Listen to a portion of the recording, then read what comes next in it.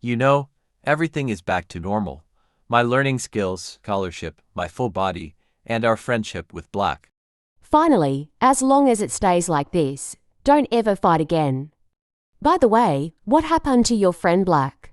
That's the reason. After his suspension has cancelled, I just forgive him a lot lately. I still love you like the same moment from the past. Let's not chatter. Let us talk about how we became a man in Angle. Sorry, I am late. There's something I want to tell you. After all you've done, I love you. Aww.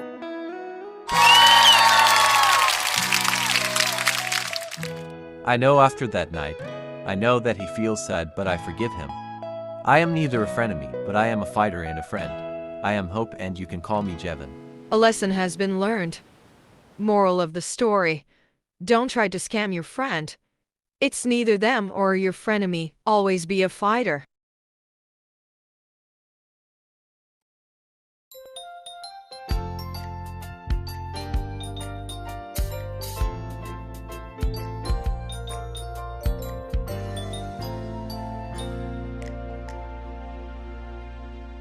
Si nanay at si tatay ay binibigay lahat, pero minsan naman sila'y abala.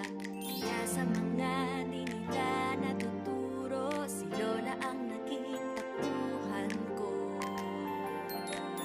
Siya'y hindi karaniwang lola, kahit may edad na napakasigla. Pag sa akin may umaway, kanyang hinahabol, siyang sinisigawan ng isa, dalawa, takbo. Daig kayo ng lola ko, di siya natatakot sa'yo. Sa problema maaasahan, malakas at matapang siya ang aking tagapagtanggol. Siya'y walang katulad na iba. Daig kayo ng lola ko, di siya natatakot sa'yo.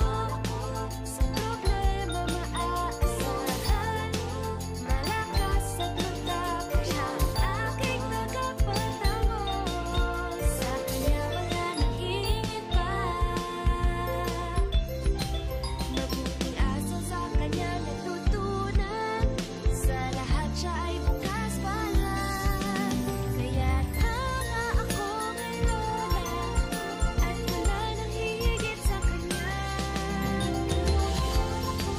Hindi siya natatakot sa'yo, sa problema maaasahan, malakas at matapang siya ang aking tagapagtanggol.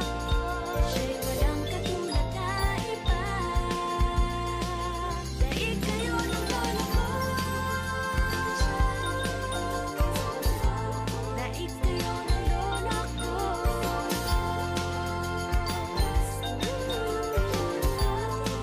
Siya si Alice. Ako naman, si Elvis. Sila ang aking mga apo. Siya'y walang katulad na At ako naman si Lola Goring.